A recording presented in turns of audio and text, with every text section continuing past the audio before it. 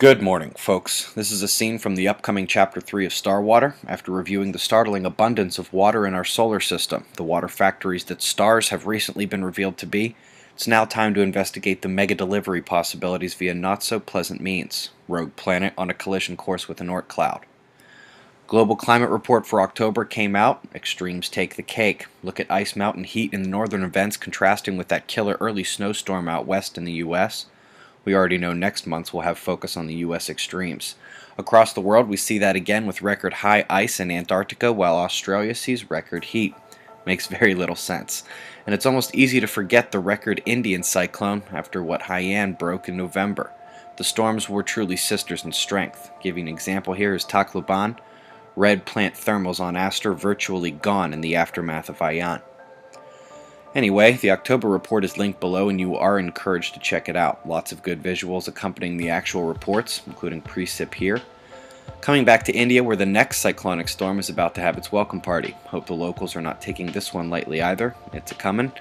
Speaking of rain, flash flood potential over the last day here in the most affected zones. Got Melissa out in the Atlantic, subtropical, not going to gain any strength, and she's headed north. I've got IntelliCast pulled up here showing the 24-hour temperature delta. Look at these shifts over a 24-hour period. For those newer to the channel, this happens when a powerful low-pressure cell is laterally next to a high-pressure system which spins clockwise, opposite to the counterclockwise low, but where they meet in the middle, both are pulling up, north.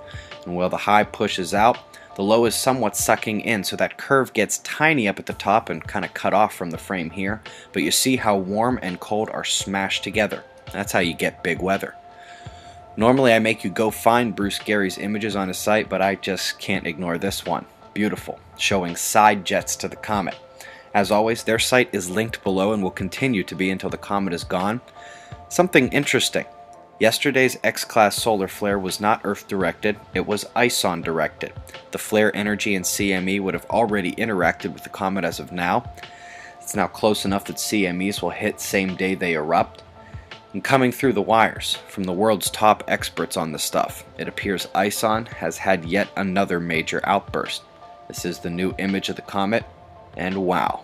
FYI, that makes the six-tailed beast, ISON, and Comet Linear all going bonkers in the inner system.